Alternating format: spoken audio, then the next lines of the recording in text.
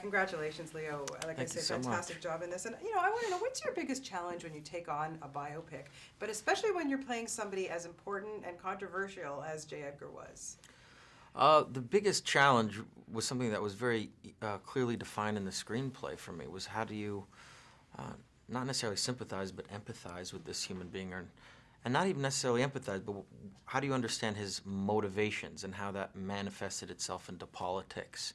And it was very intriguing to discover Dustin Lance Black's screenplay because here, for the first time, I kind of understood what motivated him.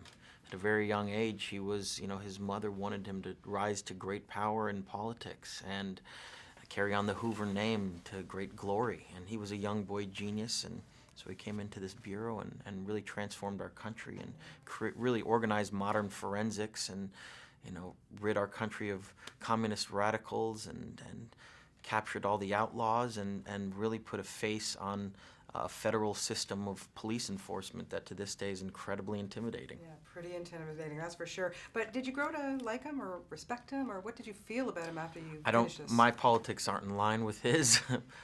I think that he had a very right-wing sort of Puritan view on how to protect democracy in our country at any means necessary. But I believe that he was a great patriot, and I believe that he was there to protect our country at all costs. Of course, he stayed in power for way too long, which was, the great tragedy of his career. 50 years and 8 presidents, he should have been gone long ago.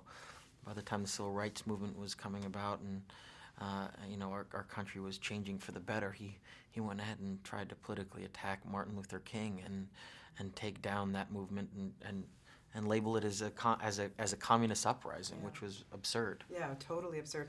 Okay, what makes Clint Eastwood probably one of the best directors around, from your opinion? He's a man that implicitly trusts his own instincts, and it's a pretty phenomenal thing to witness every single day. He has a very tight-knit crew of people that he's been working with for years, movie veterans, so to speak, and he sees what he sees in his little monitor, and he watches what's in front of him, and he either likes it or he doesn't. We either move on or he gives you direction right then and there. He doesn't have a lot of advisors, and you could tell he's a man that likes to sort of plant his feet and speak the truth, and he expects you to do the same as an actor. So it makes you trust your own gut as well. Bring your A game, that's for sure, for Mm-hmm. somebody like that. Mm-hmm.